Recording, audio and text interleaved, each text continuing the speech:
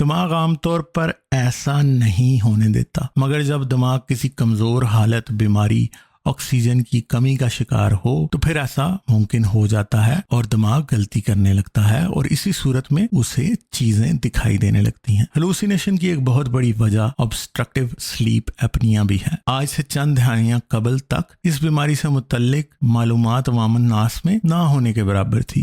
اس بیماری میں ایک سوئے ہوئے شخص کو خراٹے آتے ہیں اور سانس کی نالی تھک کر بند ہو جاتی ہے، جس کی وجہ سے شدید خراٹے لیتے لیتے انسان کی سانس رک جاتی ہے۔ سانس رکنے کی وجہ سے مریض کے خون اور جسم میں آکسیجن کم ہونے لگتی ہے، حتیٰ کہ آکسیجن انتہائی کم ہو جاتی ہے۔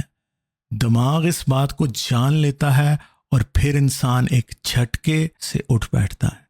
سلیپ اپنیا مردوں میں عورتوں کے مقابلے میں بہت زیادہ پایا جاتا ہے اور یہ انتہائی خطرناک بیماری ہے۔ یہ بلڈ پریشر، شوگر اور دل کے امراض کی وجہ بنتی ہے، مگر سلیپ اپنیا کی وجہ سے جب جسم میں آکسیجن بہت کم ہو جاتی ہے تو ایسی صورت میں بھی انسان ہیلوسینیٹ کرنے لگتا ہے اور اسے جاگنے پر جن، بھوت اور دوسری چیزیں دکھائی دینے لگتی ہیں۔ حتیٰ کہ جاسوم کی حالت کو بھی اس سے جوڑا جاتا ہے، کیونکہ اس میں انسان کی نیند خراب رہتی ہے اور کئی لوگ رات میں سینکڑوں بار جاگتے ہیں، یعنی چند منٹ بھی اچھی طرح سے سو نہیں پاتے۔ پرانے زمانے میں انسان غاروں میں رہتے تھے۔ غار عام طور پر ایسی جگہیں ہوتی ہیں جہاں ہوا کے بہاؤ یعنی ایئر سرکولیشن کی کمی کی وجہ سے آکسیجن کم ہو جاتی ہے۔ اس کے ساتھ ساتھ کئی غاروں میں کاربن ڈائی آکسائڈ بھی زیادہ ہوتی ہے اور ایسی بہت سی جگہوں پر آکسیجن کی کمی کی وجہ سے انسان کا دماغ پراپر طور پر فنکشن نہیں کر پاتا اور وہ ہیلوسینیٹ کرنے لگتا ہے اور انسان کو جنات، بھوت، چڑیلیں دکھائی دینے لگتے ہیں۔